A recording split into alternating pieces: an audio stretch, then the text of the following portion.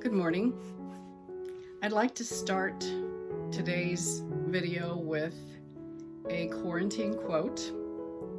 This quote is from Kim Evans Carson, and I snagged it from her Facebook post this morning. She was sharing a post from someone who was playing the piano in the middle of tornado rubble. It was very heartrending and heartbreaking. Kim writes, "Don't quit your piano lessons.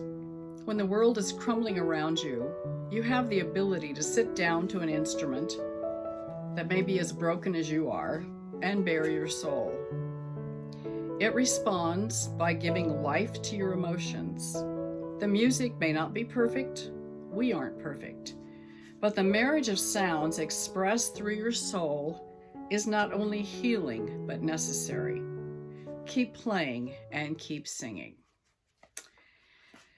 Kim grew up in a very musical family, and she was treated to a very good music program in high school.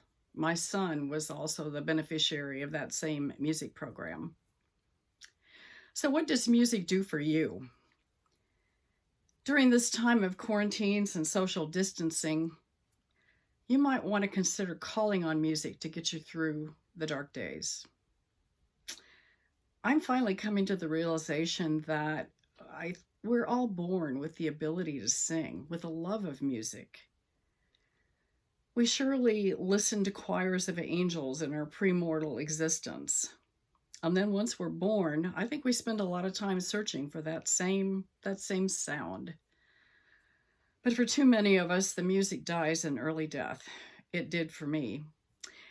My music died the day that I was on a family vacation trip.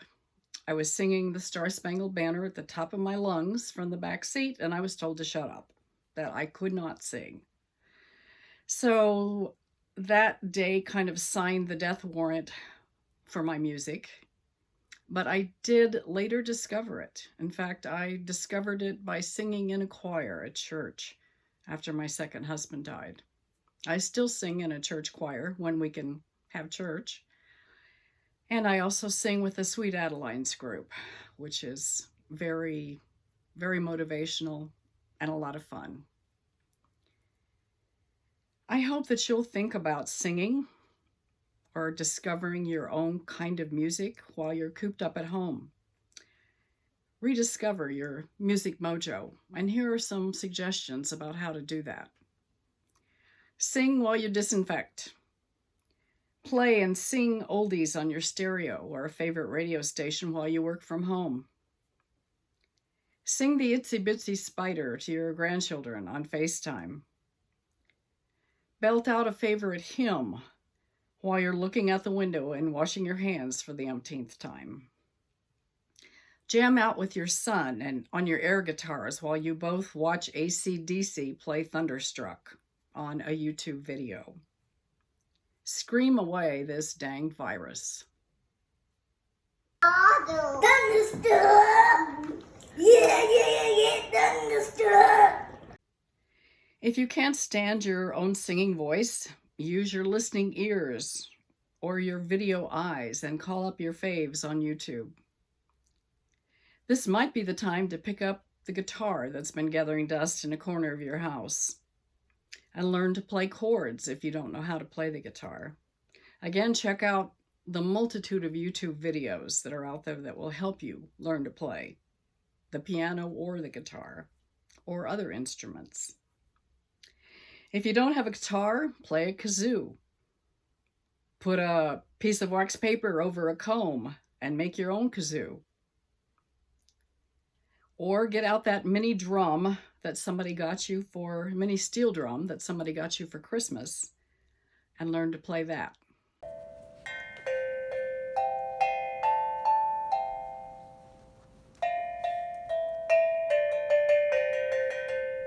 Yay!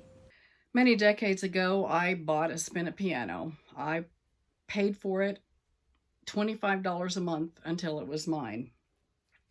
Then anytime I felt melancholy or depressed, I sat at the piano and I pounded those keys until my shoulders got stiff and I was totally worn out.